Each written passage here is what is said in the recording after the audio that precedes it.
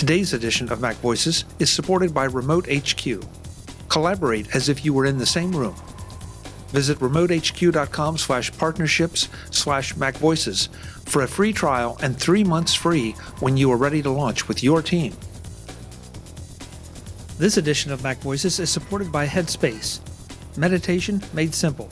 Visit headspace.com/MacVoices for a free 1-month trial. Welcome to MacVoices. This is the talk of the Apple community, and I'm Chuck Joyner. Folks, our gift guide shows roll on. This is another one with more friends to spread a little holiday cheer and to help you figure out what you're going to get the people that you love that are into tech, or maybe what you might get yourself. There are no rules here. We just, and this year we're doing it just a little differently because we're not saying it has to be absolutely tech. We're spreading it around because inevitably somebody picked something that was not tech previous years. I get emails about, why did you allow that? And it's like, I think you're missing the whole thing. This is supposed to be fun.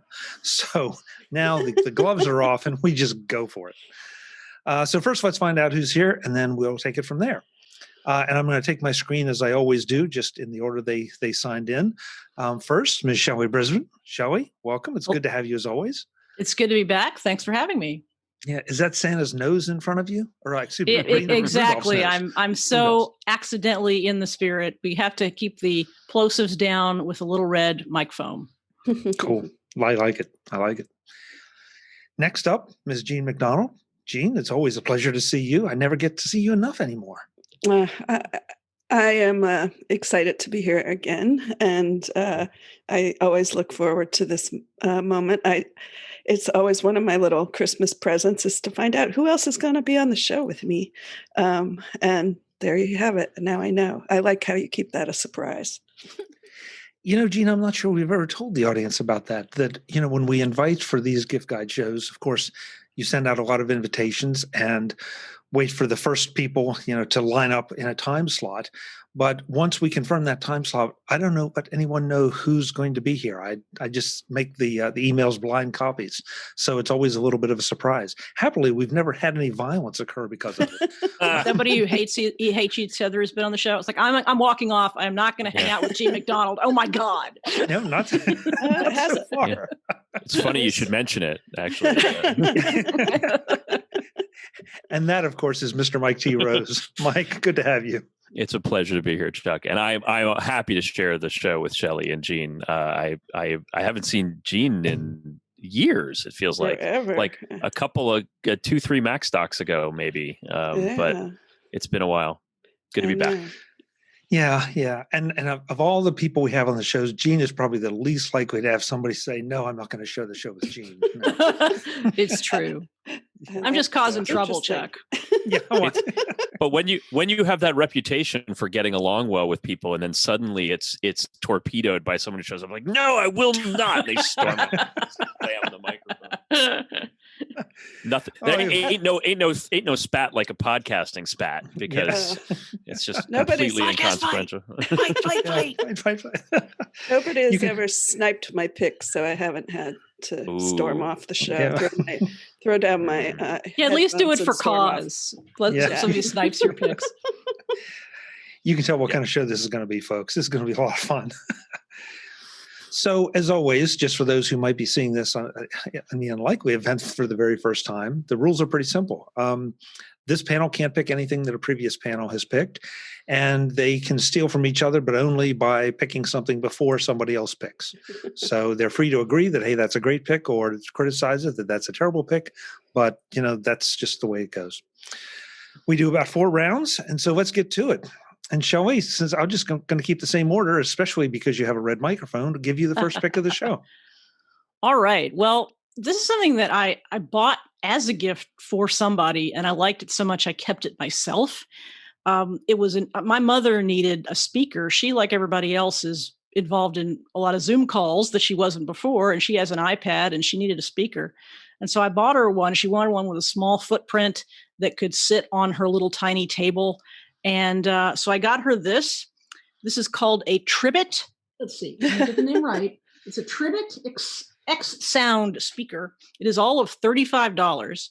And it is delightful. And the reason I kept it and gave her something else is because the footprint is so small it is just, I mean, it's a good sound. It's not a music speaker, but it's perfect for podcasting or listening to audiobooks or something like that. And it's fairly light in weight, and it was just a good value. And I really like it. I kept it. And one of my favorite things about it is that when the battery is low, not only does the light color change, but it goes battery low.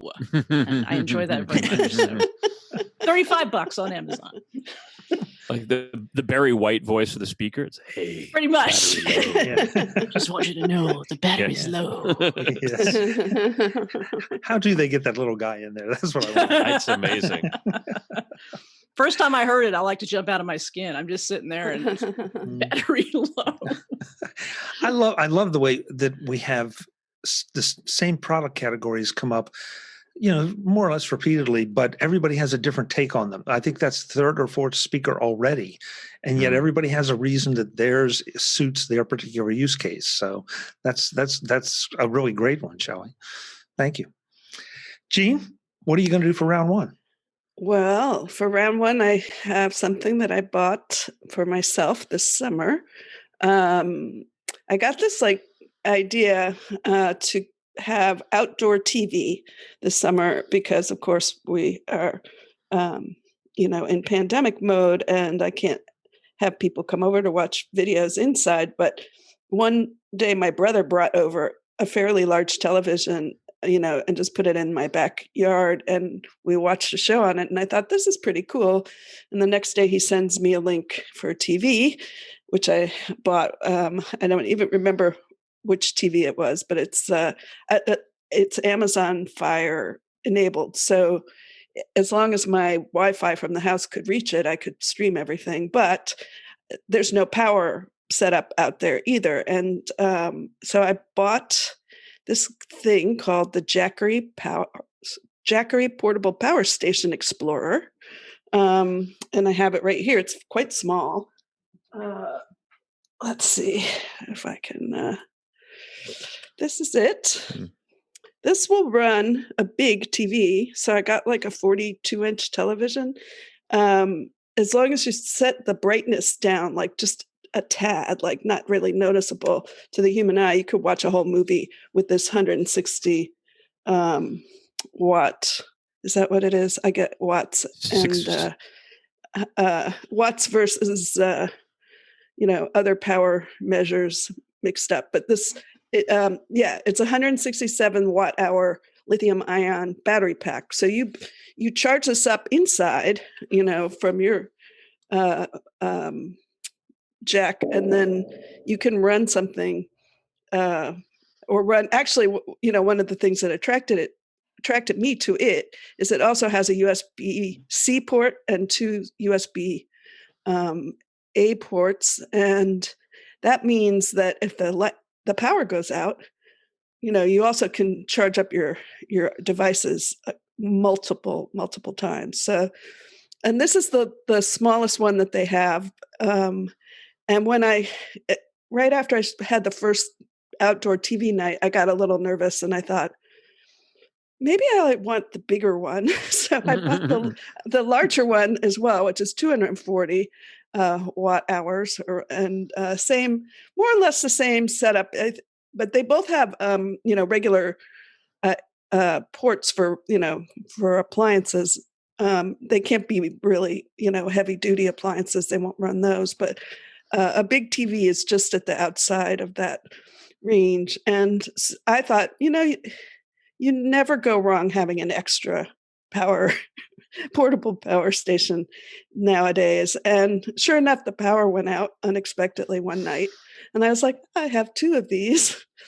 I don't want to lend any of them out to anybody. I'm going to get everyone this small one for Christmas. It's not cheap. It's $140, but man, it just made me so happy to have it. And then the larger one that I got was $240, I think.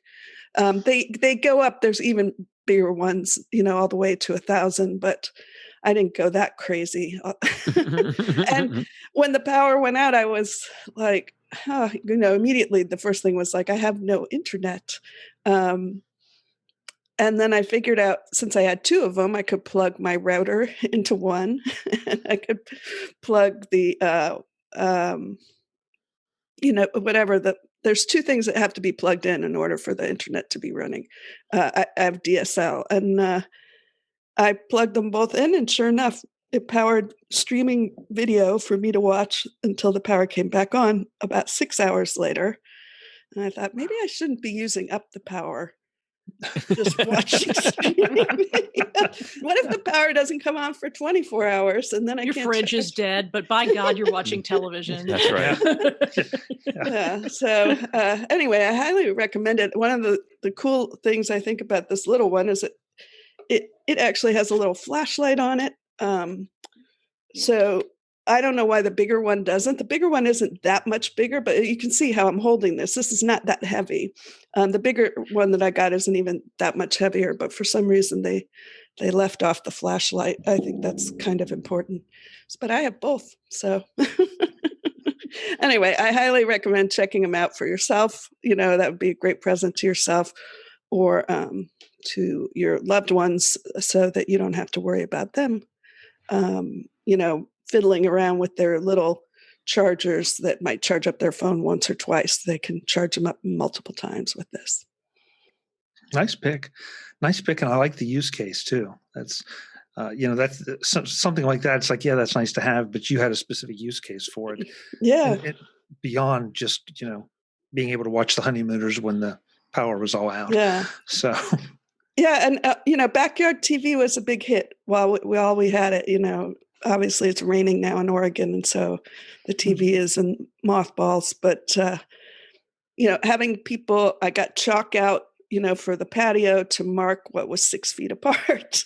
And I put the chairs, I could arrange it so like two people could come over safely distanced and watched, we watched Queer Eye and we watched Wynonna Earp TV shows. And we also watched the great movie, Abominable. Was really fun with my nephew. He came over. So that's that. I'm looking forward to doing it again, but it's going to be months before that's really a thing. Yeah. Great pick. Mike, what are you going to take us out of the gate with? Well, I'm first of all impressed by Gene's innovation of doing backyard, the MacDonald drive-in powered by Jackery. You could have very easily gotten a branding deal or some money out of them. It's like, hey, backyard drive-in. But that's fantastic. I'm going to go with something that I was actually quite surprised has not been picked already. And if it was picked and we simply weren't notified, I apologize, and I'll move to one of my backups. But we've already seen on the gift guide the M1 MacBook Air and the M1 MacBook Pro, which are two of the three new Apple Silicon powered Macs. So I'm going to go with the M1 powered Mac Mini. And Chuck will tell me if I am breaking the rules, but I don't think I am. No, sir. Nope. Awesome. No, sir. So the why behind this is pretty. It seems to me pretty self-evident. I would love to, and this is the gift I am giving myself. So it's as a gift guide, it's a little cheesy, but I want to be part of this new Apple Silicon revolution.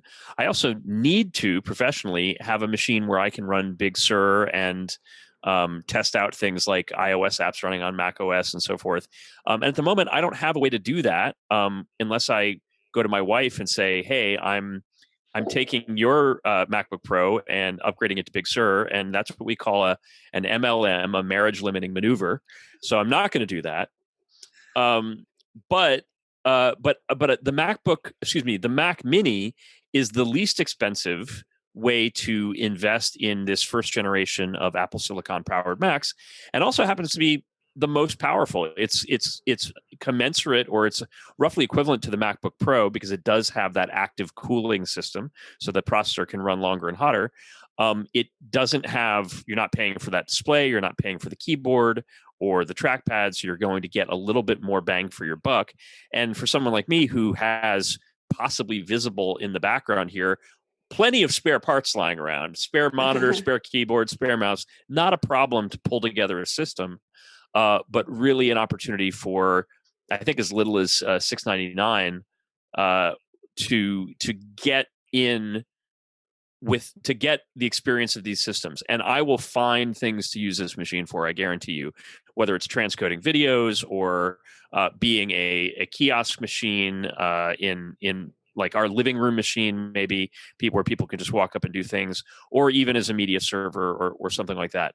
There's obviously, it's a Mac. You can do what you need to do with it, but it's the lowest cost of entry into the new Mac generation. Mike, I first of all, yes, absolutely. That's fair game, and I love your rationale. I keep finding that the more Macs I have around, the more things I find for them to do. Which is not a good thing, because it's much better to trade them off and help fund the next one. But you think, I could use that over here for this, and that may sound frivolous, but it's really not. So I'm sure you'll put it to good use. I think the first step is admitting that you have a problem, or I have a problem, and I think showing up on a seasonal gift guide and saying what I need in addition to my 5 to 7 existing household Macintoshes is another Macintosh is the same as admitting you have a problem, without actually admitting it, without actually just coming right out and saying it. So yeah. Good point. And I should point out, too, that by declaring this publicly, I think this is now a tax deduction. Is it a work deduction, or is it like a medical expenses deduction? I once wrote off 3 iPods because I was writing a book about iPods, and I was sure I was going to get audited that year, but I had the proof. I was like, really? I had to buy these iPods. Yeah. So there you go. Yeah, good point. I'll see what I can do to write it off. I don't know how I'll do it, but I'm sure I'll figure it out. And this is not viewable by the IRS, right? You have it on the part of the internet that they can't see. Yeah, okay. In the incognito window. Yeah. Well, no, all right, we're good. You want them to see it, because then that's documentation that, hey, I said I was going to buy it for business, and I'm using it for business, and therefore a deduction. Saying I'm using it for business and actually using it for business are somewhat different, but okay. I like same thing. I like the way you think. I like the cut of your jib. So this is fantastic. But who would ever challenge your integrity, Mike? I mean, come on. Man, that's gonna happen. That I was told there would be no personal questions on the show, Chuck. I'm sorry. I can't answer that one. All right, then we'll move on quickly. All right. Well, I've been saying that, the interesting thing about the gift guides for me is I have to pick something for each one of them. So I had this huge list of gifts, and so many, a number, not so many, but a lot of my gifts this year have been informed by lockdown and things that I think are important to think about, whether you've been in lockdown, whether you're still in lockdown, or who knows how long we'll be in lockdown. So I've been trying to pick things that I think are relevant to that. And this sort of dovetails a little bit with Gene's, because she said, as long as the Wi-Fi could get into the backyard, that's why you need a mesh Wi-Fi system, to make sure that you can cover your whole house, into your backyard, into the attic, into the basement where you might have your office or temporary working space, or where the kids are doing temporary schooling at home. And I want to suggest that you get one of the Eero mesh systems. I have that. That's what I'm running here. It has given me zero problems.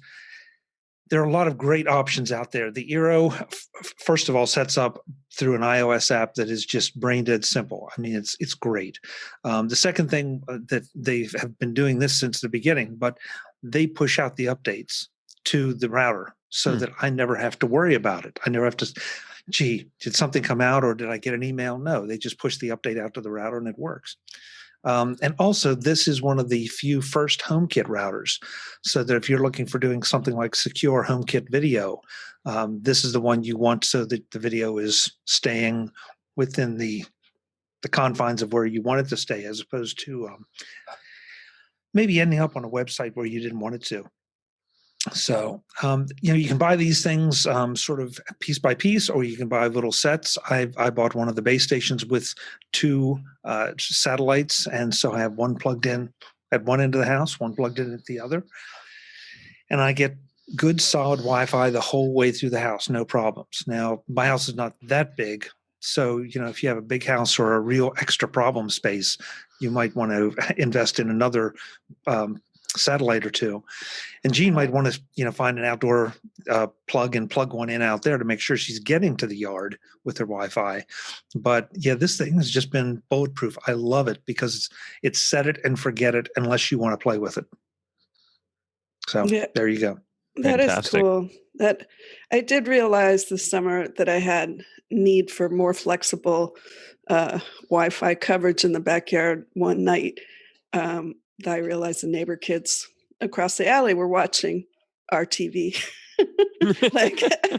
We're only watching, very tame episode of Queer Eye, but I knew when my friend who watches Winona Earp with me, which is very not safe for kids, I said, I'm not sure what to do because the TV really only works in one spot. But then I realized I could turn it around. so the back of the TV was facing the alley, and the kids did not see all the guns and gore and demons and Winona Earp. But if I had to move it specifically to it made a difference, like between a couple feet. And so I was like, I need for 2021 drive-in sponsored by Jackery. I will have to look into an Eero sponsored by Jackery and Eero. And Chuck, I'd like to amend my gift guide to include one specifically for Gene, which is 100 foot of Cat 6 Ethernet cable, so she can put her TV anywhere she wants. Good idea. Yeah. And Gene, it's 2020. Yes. I don't think there's anything on Winona Earp that is more terrifying than what you see on the 6 o'clock news. So I wouldn't worry. Clearly haven't watched it. And I'm telling you, these kids are 6 and 8 years old. And there's a lot. I'm a little disturbed by it, frequently. And I think, I don't want to be responsible for permanent childhood trauma of some poor child because they saw some kind of exploding demon guts or whatever. It's a Canadian show on the Sci-Fi Channel. How bad could it be? He said. It's like Buffy the Vampire Slayer, but with more demons. No, fewer vampires, more demons. Okay, it disturbs Gene. I've got to check this out. Okay. It's a really good show. I highly recommend it, but it's not for the faint of heart. This edition of MacVoices is supported by RemoteHQ. Collaborate as if you were in the same room. We've been talking this week about how RemoteHQ can give your team the collaborative workspace it needs in a versatile, easy-to-use package. Did you realize that video conferencing and screen sharing is 20 years old? Do you really want to be relying on 20-year-old tech to keep your business running and competitive in today's lockdown environment? Or even when we come out of lockdown? I've got my own personal list of requirements for a collaborative platform, and RemoteHQ ticks off all the boxes. Security is at the top of the list these days. RemoteHQ has encrypting for data at rest and in transit. Easy to use, easy to learn, because you need to get up, running, and collaborating to stay competitive. Accountability is a big concern as virtual teams go, and RemoteHQ has a searchable and auditable digital paper trail for sessions, teams, members, and work products. Going offline doesn't mean your work goes offline. Your work, the apps, the room, everything you bring to a session can stay right where it is if you wish, so you can come right back to where you left off after a break or after a weekend. RemoteHQ has so many features and capabilities. I can't know what your team needs or wants, but I'll bet that RemoteHQ has it already built in and waiting for you. So why don't you go find out? Visit remotehq.com/partnerships/MacVoices to sign up for a free trial right now and see everything they have to offer. Then, when you're ready to bring your team on board, use the code MacVoices for 3 months free. That's plenty of time to evaluate and get your team up and running on RemoteHQ, your remote office. remotehq.com/partnerships/MacVoices for a free trial and 3 months free with the code MacVoices. Do it now and start collaborating right away. Thanks to RemoteHQ for their support of MacVoices. This edition of MacVoices is supported by Headspace, meditation made simple. Do you realize that 10 minutes of your day can make a world of difference in your life? You go to the gym or exercise at home for your physical self, but what about your mental self? Headspace is your answer to that question. With Headspace, you get a daily dose of mindfulness just for you through their easy-to-use app. They are one of the only meditation apps that are advancing this field of mental health through clinically validated research. Headspace started when Andy Rich developed some techniques for his company, and the employees wanted to take them online so more people could experience the benefits of meditation anytime, anywhere. That's how the guided meditations got started, with a distinct Headspace style, animations, articles, and videos. I long ago abandoned meditation because of the time it took and the baggage that came with it, theories and scripts and borderline belief systems. Headspace has been completely different for me. It is simple, straightforward, and easy to fit into my day.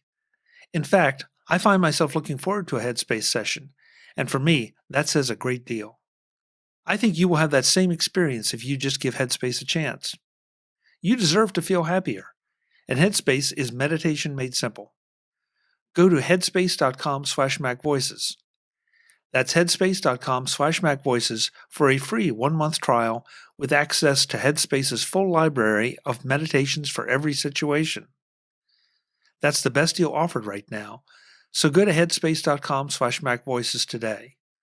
Do something for yourself. Headspace.com/MacVoices. Thanks to Headspace for their support of MacVoices. All right, well, let's dive into round 2. Shall we? Take us out. So the other day I was on a tech podcast, but we were talking about cooking. And we each had a cooking gadget to show. And I had my Instant Pot because I'm super trendy like that, or a couple of years ago trendy, whatever. And we had the Instant Pot, and we had the sous vide device, and somebody on the call had an air fryer. And we were demonstrating all these devices from an accessibility point of view. How, if you were somebody who's blind or visually impaired, can you cook with these devices? Which ones are accessible? Which ones aren't? Which was a lot of fun. And I got to show off the fact that my sous vide machine is completely accessible and controllable by an app, but that's not what I'm picking. I'm picking... I wanted to see, because the thing I don't have that we were talking about the other night was an air fryer, and I don't even know what air fryers cost or what they look like or anything. But I got online and I saw an astonishing thing. And I also have limited kitchen space. So I saw an astonishing thing. It is an Instant Pot that is also a sous vide machine and an air fryer. Oh my God. My God, it can do everything. It's called the Instant Pot Duo Crisp. And it looks just like a regular Instant Pot, but it has an air fryer as well. And it's $179, which is a little higher than your typical Instant Pot. But oh my God, it can apparently do everything. So if you have not entered that ecosystem yet, and if you have limited kitchen space, but you would like to do everything, I suggest the Instant Pot Duo Crisp. I didn't know that they made a combo. Me neither. What is it? Air fryer, Instapot? What was the other one? Sous vide. Sous vide. So, yeah. Yeah. Wow. That's crazy. All the things. Yeah. Okay. Wow. Yeah, I have a little air fryer, which I love. And I was completely skeptical. My brother was always trying to get me to come over and admire his air fryer skills. And finally, they bought me one for Christmas or something a couple of years ago. And suddenly I was like, oh, now I get it. It's just like a mini convection oven. Yeah. It takes like a couple minutes to like reheat things that you don't want to open up the whole oven for. I don't have a toaster oven, so but it's great. But on the I could totally see that. On the podcast the other night, the guy with the air fryer was making bacon, which was just not fair because you could hear it sizzling. My sous vide stuff isn't going to be ready for an hour, and you're making bacon in 10 minutes. That's not right. That's not right. And I haven't had dinner yet. Thanks, Shelly. Just always happy to share the joy with all of you. Gene, round 2. Well, to continue my pandemic year of shopping, lockdown, in case you weren't convinced that you had to stay inside. This summer in Oregon, we had major forest fires here outside of Portland, and I learned all the levels and colors of the air quality index, which I didn't even know existed, and a good day for us was like very unhealthy. There's also extremely unhealthy, and then there's just no words, like they're just like this. Mhm. So our air quality, not to mention just the visual of it, was just super apocalyptic. You really couldn't go outside. The breathing was not recommended outdoors. We had levels up to like the mid 500s. And everybody of my Portland tech friends were discussing air quality monitors, which of course we wouldn't be able to get because they would be already sold out long ago. And even though that lasted for 10 days, at least 10 days, and it was terrible, I thought, I do want to have an indoor air quality monitor. Like outdoor air quality is being monitored for me, by the the university with its like monitoring bases around the city. But indoors, I was fairly sure that my indoor quality was pretty good, but I really had no way of knowing. So I did some research and I got this, which is it's called the Irmon, AIRMON, palm size air quality monitor. And it's very cute. I didn't buy it because it was cute, but I bought it actually because it was very inexpensive relative to other air quality monitors. This was $35, and you can spend hundreds. It doesn't have a readout on it. You definitely have to have an app. But look, it has a cute bear on it. Oh, And- in a space helmet. yeah, It's a space bear. Space bear. Space bear. And the app, which I will say is not the greatest designed iOS app ever made, but really all it does is it connects via Bluetooth to the Airmon, and you can either manually say read the air quality right now, and you can hear it go like it like takes a sip of the air, and then it analyzes it and gives you a readout, and if the air quality is good, the little bear jumps up and down in the app. It's very cute as well. You could take it outside. I mean, I have been monitoring indoor and outdoor air quality since then. Of course, now it's like the quality is very high and good. But I'm ready for the next time. I mean, I think that's one of the things this year that I have been more likely to buy things thinking you're going to be annoyed with yourself the next time you want something like this. So I think this makes a good gift. This is probably going to be my go-to gift this year because it's really small, it's cute, and it's not. I mean, I'd give the Jackery, but it's $140. I mean, I might get that for my family members, but for my neighbors or people who I don't want borrowing my air quality monitor, I'm going to buy them one. They can have it for themselves. So, yeah, I definitely it hits all the geek, buttons in the sense of the hardware itself is very nicely designed, and it has an app, and it gives you information you wouldn't otherwise have. I find this a little disconcerting that in one pic you're talking about Winona Earp and the TV show that has demons that explode, and the next one you're talking about a little bear in a space helmet that jumps up and down. Is this the same person picking these things? I know. I can't believe I watched that show either. What I think is interesting is that on the one hand, you have something specifically about going outside and being outside, and on the other hand, you have something about tell me when it's not safe to go outside. Yeah. So you're covered in both directions, really. Yeah.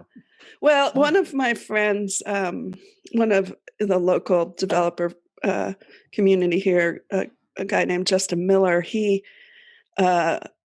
he was pretty sure the air quality of his house was not good. And he finally managed to borrow a monitor and confirm that, and then like camped out in somebody else's house. And so, I definitely, I have a filtration system built into my furnace.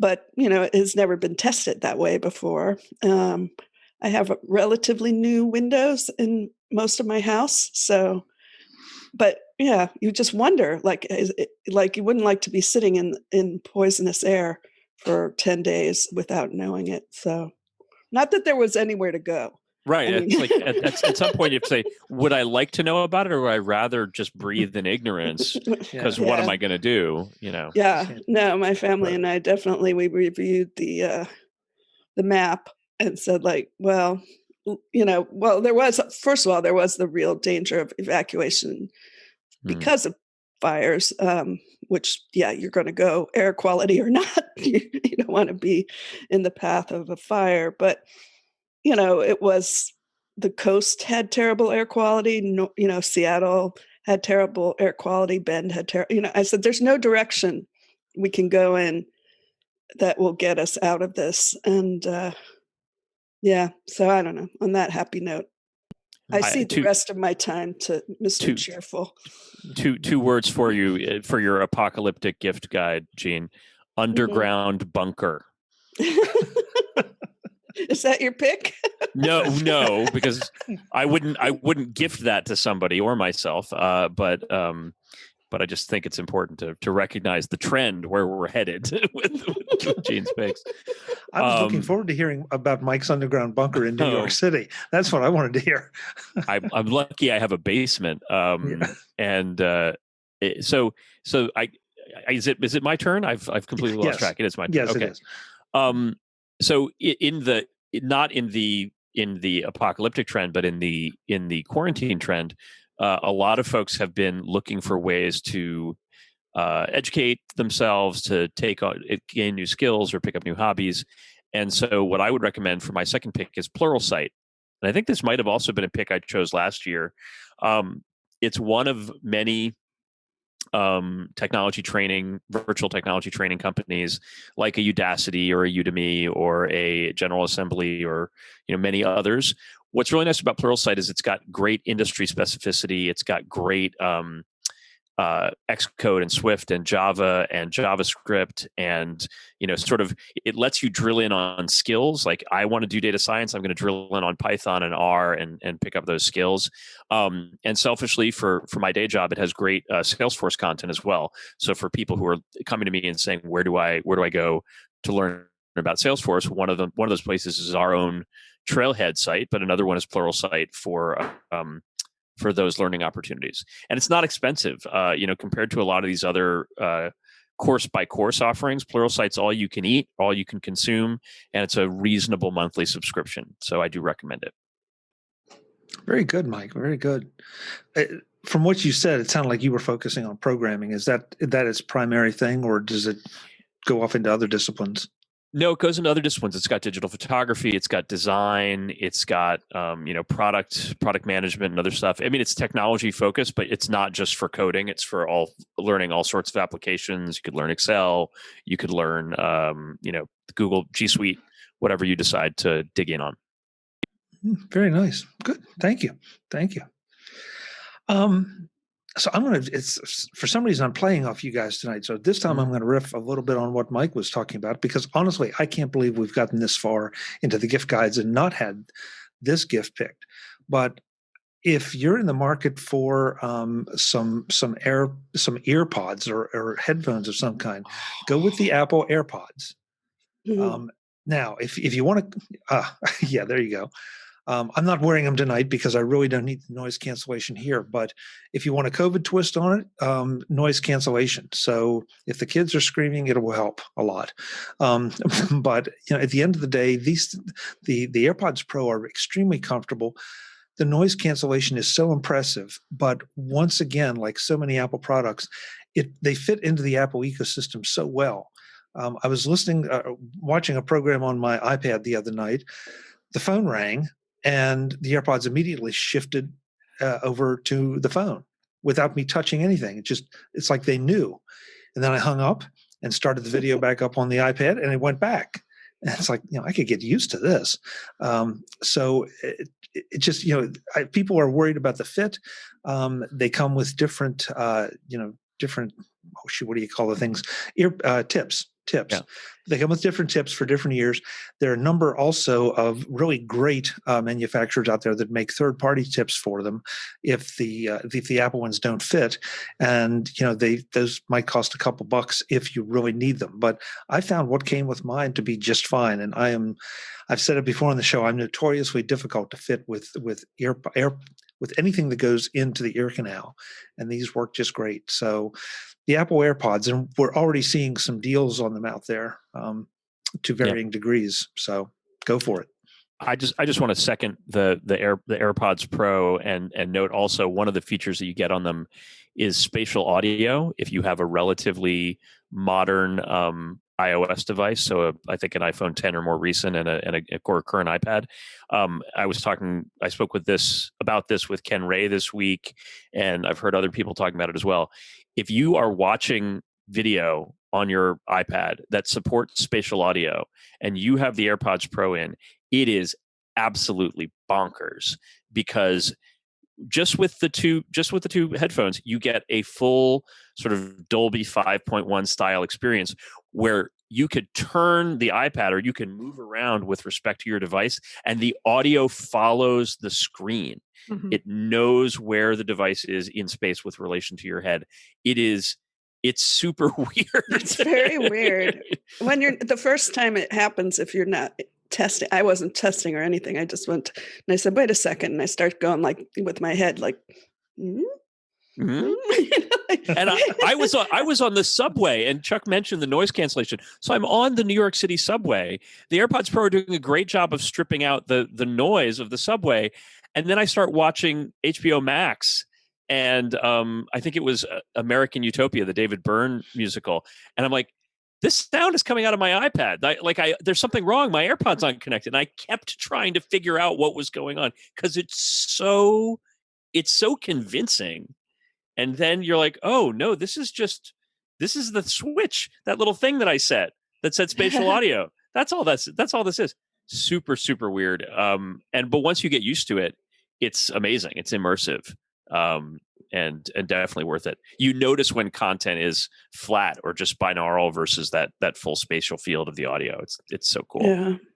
Yeah. I'm going to, third the pick as well, because I got these for myself last year at Christmas, and I got them right before a train trip. And I was like, these are going to be really good for travel. I'd never had noise canceling headphones before. And, it was great. I went on a couple of plane trips, a couple of train trips, and then, I haven't been anywhere in 9 months. And at first I'm like, damn, I can't, I'm not getting the benefit of these, but turns out it is really, as you said, Chuck, like for some of the close quarters that we have. I mean, I live on my own, but I like sitting in the backyard, and it cuts out like traffic noise, and even doesn't totally cut out leaf blowers, but it makes them much less annoying. And also just general chit chat like going on, because of course the neighbors are also stuck at home and they're also sitting outside with their friends. And that kind of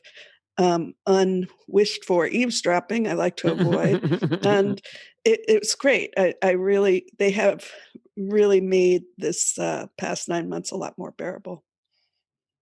Good. Shelly, sorry you can't make the fourth member of the group here, but I have the iPad. I have the AirPods, not the AirPods Pro, because frankly, when I was going to buy the second generation of AirPods, I didn't trust that little things that look like AirPods could be noise canceling. And so I just went with the regular AirPods because I had the first generation and I really liked them. So I'm glad to hear that they work as well as you do. I can't poke anything in my ear. I like the regular AirPods for that reason as well, that they don't go into my ear canal. So yeah. Yeah. We'll have the second part of this MacVoices holiday gift guide in the next edition of MacVoices. I can tell you that the gift-giving themes continued, the laughter and good-natured ribbing continued. It was a lot of fun. I hope you enjoyed the first half as much as I did. I know you will enjoy the second half too. That's next time on MacVoices. Until then, and as always, thanks for watching. Visit MacVoices.com for show notes and to connect with Chuck on social media. Get involved in our Facebook group or like our Facebook page, and get more out of your Apple tech with MacVoices Magazine, free on Flipboard and on the web. And if you find value in it all, consider supporting us through either our Patreon campaign at patreon.com/MacVoices or by making a one-time donation via the PayPal link on our front page and in the show notes of each episode. You will join these fine people who help bring you MacVoices.